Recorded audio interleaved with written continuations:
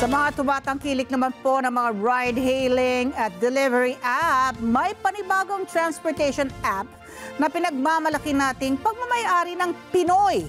Ito po ang Unified Transport Operations League o UTOL.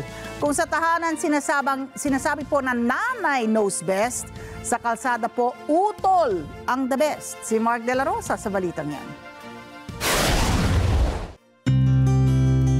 Sa sektor ng transportasyon dito sa Pilipinas, malaki ang naging tulong ng iba't ibang ride-hailing and delivery apps sa ekonomiya ng bansa, ayon sa Center for Research and Communication. At sa patuloy na pagtangkilik ng mga mananakay sa ligtas at komportableng paraan ng pagbiyahe, isang pinakabagong transportation app ang nagsimula ng umarangkada sa kalsada. Ang UTOL ay isang ride-hailing app na nakapokus sa four-wheel vehicle. Ito yung tinatawag natin na UTOL ay TNC. Ang ating UTOL apps ay matadownload natin sa Google Apps, sa Play Store. Yun yung pwede na niyong i-download ngayon. Kasi kasalukuyan ng ginagamit ito sa public simula pa noong April 30. Kung sa tahanan sinasabing nanay knows best, sa kalsada naman si UTOL ang the best. Taas noon nilang ipinagmamalaki na may malasakit ang kanilang serbisyo sa mga pasahero dahil ang transport company na ito ay pagmamay-ari ng mga Pilipino.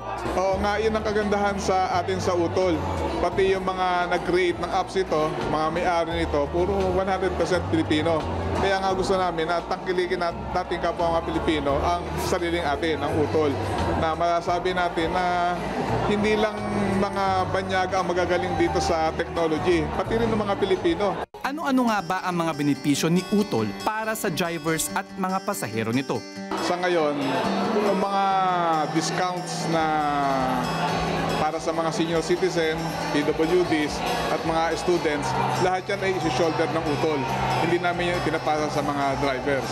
Malaking bagay yun, nakakatulong sa kita ng mga drivers para makatulong sa kabuhayan nila. Sa mga pasahero, sigurado ang UTOL ang may pinakamurang pamasahe.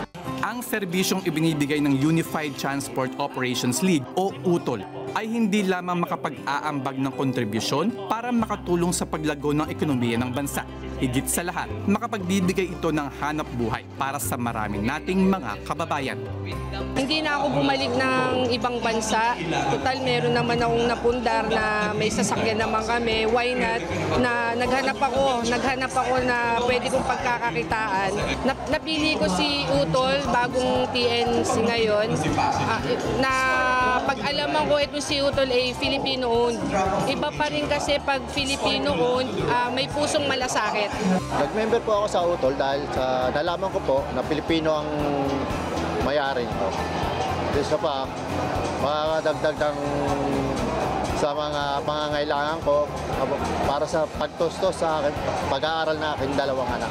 Unang-una nakita ko kasi si UTOL ay 100% Filipino-owned company. Alam naman natin kapag Filipino-owned company ay maalaga at higit sa lahat ay maka-Pilipino. Pangalawa, magkakaroon ako ng higit na oportunidad para magkaroon ng pansustento sa aking pamilya at makatulong sa ating bayan. Mark De La Rosa, para sa mata ng Agila. Matatag, matapang, matapat. Maraming salamat sa inyo pong pagsubaybay sa Mata ng Agila Primetime. Para malaman ang matatag, matapang at matapat na mga balita, i-follow lamang at mag-subscribe sa @Net25 TV.